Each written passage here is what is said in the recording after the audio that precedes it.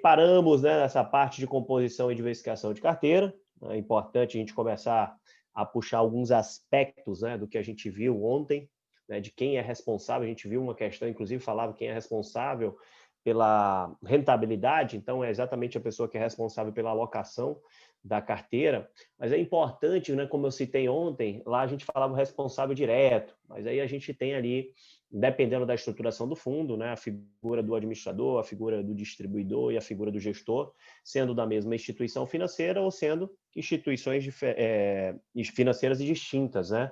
A gente sabe que estando dentro da mesma instituição, a gente tem que ter essas áreas segregadas, e até deu o exemplo, né, de quando eu trabalhava lá numa área dentro de um banco, e eu era da área de distribuição, eu tinha área de administração, tinha diretoria lá de gestão, né, que era a asset da instituição. Então, consequentemente, eu estou falando ali que essas áreas, essas diretorias já não se conversam, né? Se conversam, na verdade, no sentido de interação, até porque estão dentro de uma mesma estrutura quando a gente fala do fundo, mas lembrando que essa segregação ela tem um objetivo, né, que é evitar o conflito de interesse entre as áreas, tá bom? Então, por isso essa segregação acontece. E aí pode ser instituições diferentes, né? Hoje eu estou num formato já de distribuição, onde eu tenho diversos administradores, diversos gestores, e aí eu consigo, né, ter um contato com eles, porém, a gente está bem segregado como instituição, beleza? A gente viu que só um, obrigatoriamente, tem que ser diferente dos demais, obrigatoriamente, quando eu falo obrigatoriamente, que não pode ser de jeito nenhum dentro da mesma instituição, que é o auditor, que é o cara que vai validar as contas lá para aquela reunião anual, que é a Assembleia Geral Ordinária, onde ele vai validar as contas, né, emitir um relatório, e aí o administrador presta conta lá com os cotistas, que são os donos do fundo. Feita esta revisãozinha de leve, vamos continuar aqui no tópico 4.1.8.4, né?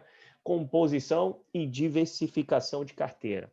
E aí ele cita aqui, gente, que o administrador responde pela inobservância dos limites de composição e concentração de carteira, né? A gente vai ver ali, por exemplo, determinando a política de investimento do fundo pela classificação CVM, que o fundo vai ter que manter tantos por cento lá numa classe de ativo, né? E aí quem responde, vamos falar assim, a maior responsabilidade dentro do fundo é do administrador, né? Porque pensa o seguinte, né? Como se fosse num condomínio, o síndico ele é o responsável geral, né? Mas tem ali cada um atuando na sua função, o zelador, né? O porteiro, enfim.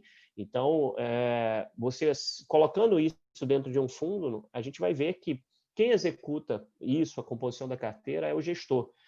Porém, ali quem, né, teria uma responsabilidade maior da inobservância dos limites, ou seja, de não respeitar os limites de composição, né, pelo regulamento, pela legislação, é o próprio administrador, que ele é o responsável geral do fundo, beleza?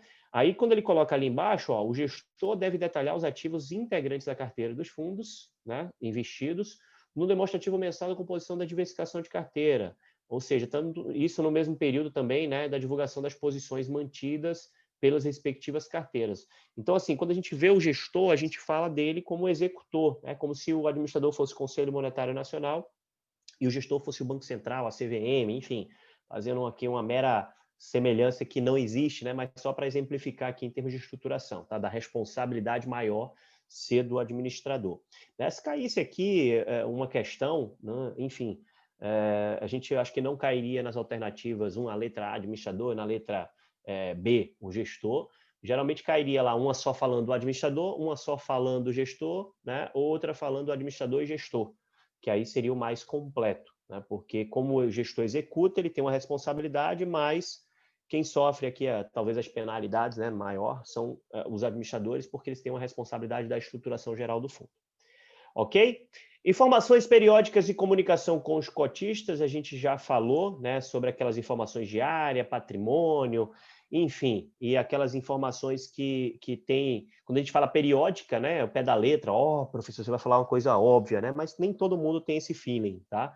Então, a informação periódica, ela tem um período para ser divulgada, ela tem uma obrigatoriedade para ser divulgada, né? Cota, diário, a gente viu que aquele cálculo é diário. Patrimônio líquido vai ser diário, são informações que todo dia tem que ser divulgada e quem divulga essa informação é o administrador, beleza? E as informações mensais, extratos, né, aquelas informações anuais, os informes de rendimentos para efeito de imposto de renda, para efeito de declaração, lembrando que é uma obrigação do administrador de passar essas informações. beleza?